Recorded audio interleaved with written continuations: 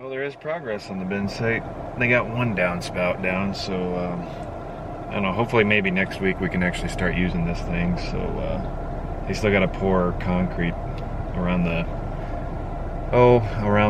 pits that we're putting in, so we'll probably have to let that set up for, I don't know what kind of concrete they're using, so hopefully it's something that can cure out somewhat quickly to be able to drive trucks over, but hopefully we'll be able to use this bad boy.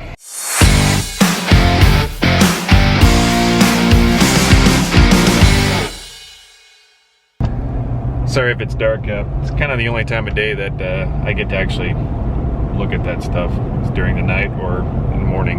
It's morning right now, so heading out to the all the combines. I gotta you'll get to see my patch job on my clean grain elevator. What do you call it? The trapdoor at the bottom of my clean grain elevator. I just stuffed some license plates in there. It worked great. Never sealed it up, but Dad picked up a trapdoor the other day at John Deere.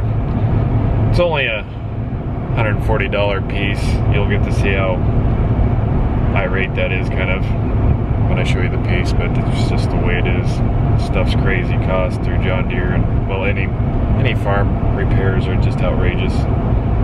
So that's how they make their money.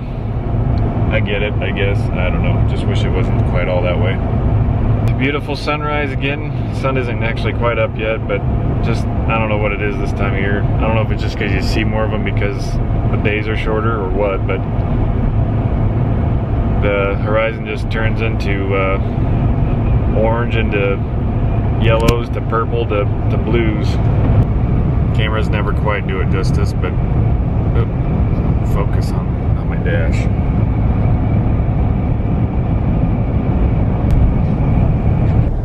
We're gonna pull into our bin site here that we're actually dumping at in town here. Kind of show you how it works, I guess. Hopefully all from the comfort of my pickup cab. Looks like somebody's already there. Looks like it's Daryl.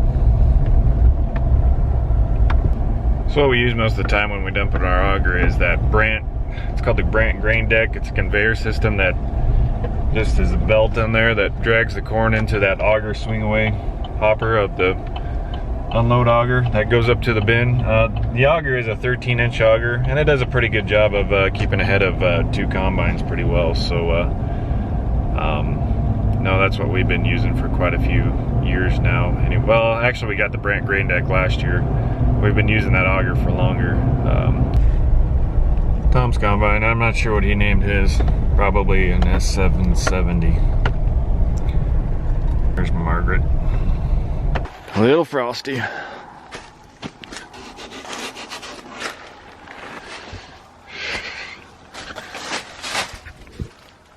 She just wore thin enough, she blew out a hole. See? They're very malleable, if I think that's a word. Malleable.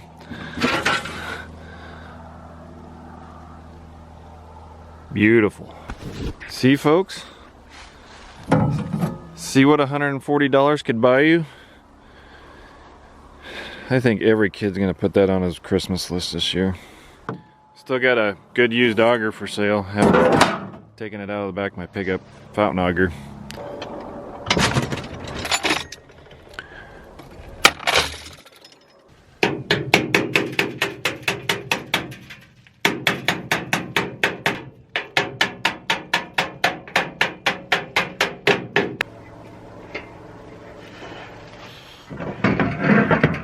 So one thing we gotta do here is, they don't even give you this U-bolt for 140 bucks.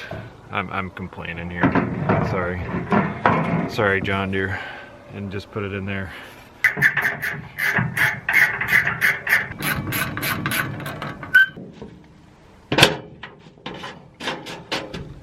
Go ahead. Hey, you know where the fuel trailer is? The reason why I'm replacing it, the plates are working fine. It's just I don't know how much I trust government issued plates and how long, so you just got to replace it. And I also know they make poly ones. We actually had one before. They're slightly cheaper, but you're still I think it was like 125 bucks for a piece of plastic that's similar to that. The only problem is we've bought one before and it was warped, and so it never worked right, and it leaked corn out. So instead of taking another chance on it, we paid the extra $15 or whatever. 25? Yeah, $15. Sorry, my math. I'm from Nebraska. We just got education last year. But that's why I'm... So there is that option out there, just letting you know. It's just... That's been our experience, I guess. My fingers are getting cold. It's like 20 degrees, 25 degrees out this morning.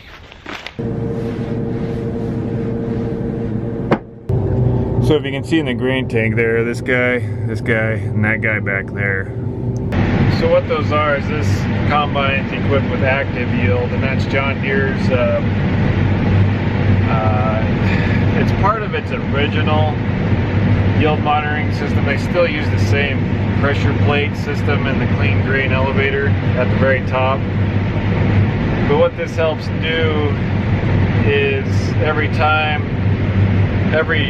you dump it, it'll start setting on those load cells. What they are is basically taking a weight sample every time the grain tank empties out, and then it starts loading back up. It'll take a test weight, and it'll always recalibrate that pressure plate, because that was always the problem with those, is you would always have to keep recalibrating just to keep them accurate. So that's kind of automatically doing for that. It works fairly well. I wouldn't say it's perfect, just because you always have to be on level ground, perfect conditions, loading. So like now we get a lot of samples on level ground, but when we get on hills, you don't get as many.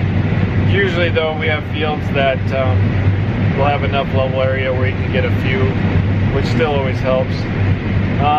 In my opinion though, like, it works good enough for us.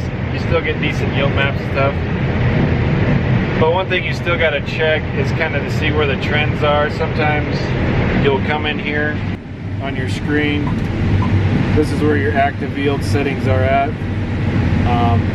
You can see right now it has 200 accepted loads, which means that it's done it 200 times, so it's fairly well calibrated. It just accepted a load that's been in there. It doesn't take too much, but we kind of have to come in here until it, it's kind of running 5% high, so we'll actually come in here and put negative 5%, and that's still where the grain carts scales come in handy, is just being able to see what the last field did and kind of seeing how close the active yield did, and just kind of getting it close.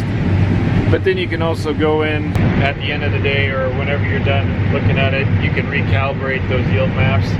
What's nice, this Deere has a feature, and maybe Yield Sense does too now, that the problem was before is when you would have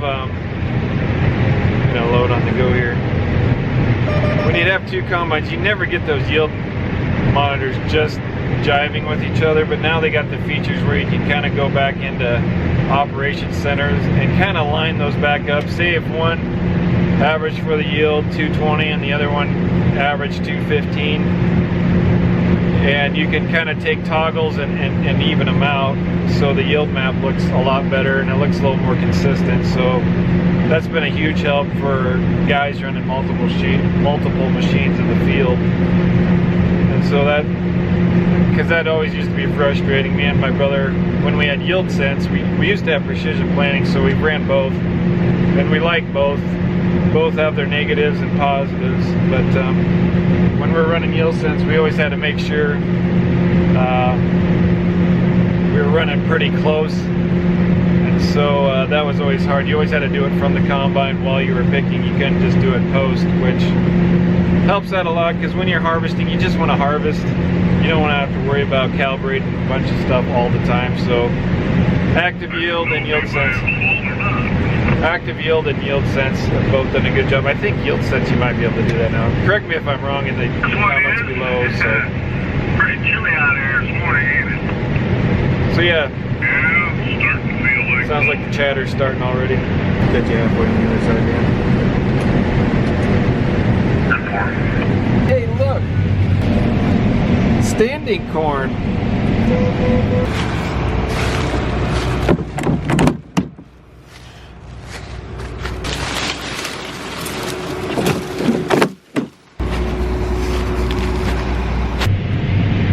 video I got asked, I think that's what he meant, what those were that I just flipped up there. Those are called ear savers.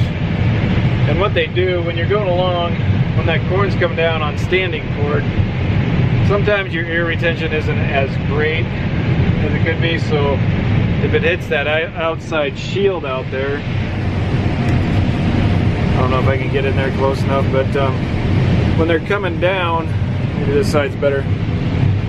When they're coming down, they can tend to bounce outside of that. So what that does is just kind of help funnel those outside rows in there a little better. As you can see, if they get pulled down and they're kind of leaning to the right, sometimes it'll rip that ear off prematurely and kick it over the side of the head. So that's what those are for anyway.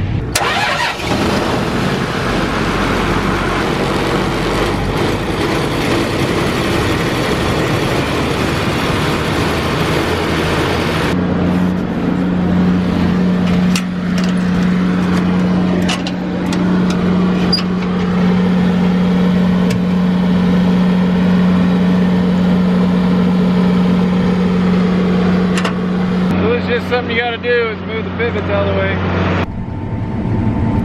Take a row.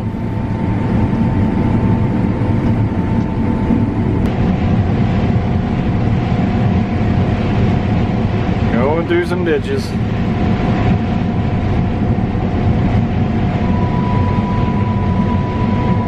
just plant the contour of these big ditches. That way we can leave.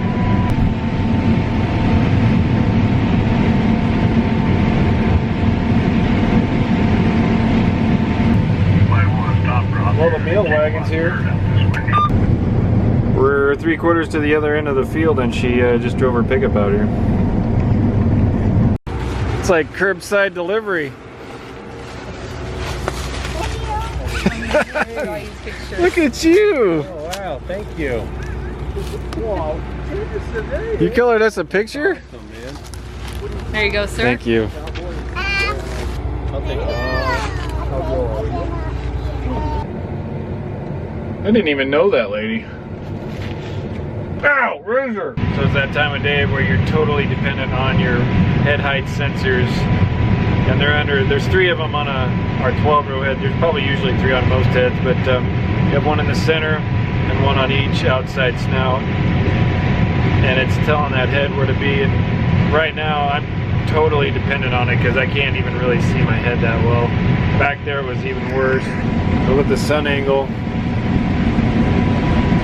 and actually my brother's actually kind of blocking some of the sun, but yeah, I can't just see jack squat right now. So you kind of look back every once in a while and pull your head out and make sure you haven't lost any snoots yet, but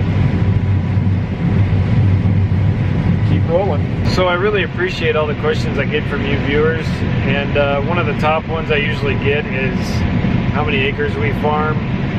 And I'm gonna level with you. I kind of started this YouTube channel kind of on my own. I guess my family doesn't mind being on it and all that stuff, but one thing I just kind of want to be concerned about is some of their privacy. So when it comes to like acres and other specifics like that, as of now, I'm not really going to give out a lot of that information. I know I did a few times earlier in some comments, but yeah, if you're gonna ask that question now, I probably won't answer it right away anyway. Maybe in the future sometime. Not that it's a big deal, but I just kind of want to keep, I don't know, their privacy, I guess. I don't know if it's that big a deal or not, but that's kind of why if you ask that question in the comments below, I'll tend not to answer it, or answer something else. And one of the guys, I kind of responded to one time, and it got a follow-up response from another guy, and he's like, usually it's some years it's too many, some years it's not enough, and that could never be more true. But what I really wanted to make this channel about is not just O'Neill Family Farms and our operation. I wanted to make it just to kind of see what farms are doing and what it's kind of like in Nebraska's aspect of it, kind of with the irrigation and stuff like that, because every location is different. I mean, just kind of look at the other the farm vloggers, or whatever you call us, I guess. there's just a lot of differences in farming, just like other businesses. There's not one's cut the same. So just kind of looking around, seeing what we're doing out here in the farm and the ag industry in general. I think YouTube is a great outlet for that. So no, I guess so. Just to kind of answer some of those questions, I know not all of you will look at this one at the same time, but that's kind of what it is. And right now I'm going through a really deep ditch, and I don't think I want to get stuck again, so I'm going to go around it. So yeah, if you want to burn some calories or something, just hit the like button below, and if you kind of want to keep seeing some stuff like this every once in a while, hit the subscribe button. If you really like what's going on and don't want to miss a thing, just hit that bell icon there too. That'll actually alert your phone. So if you're sitting there with your wife in a quiet restaurant or in church and your phone starts going off, you could be like, oh, it's that dang O'Neill Farms thing going off again. So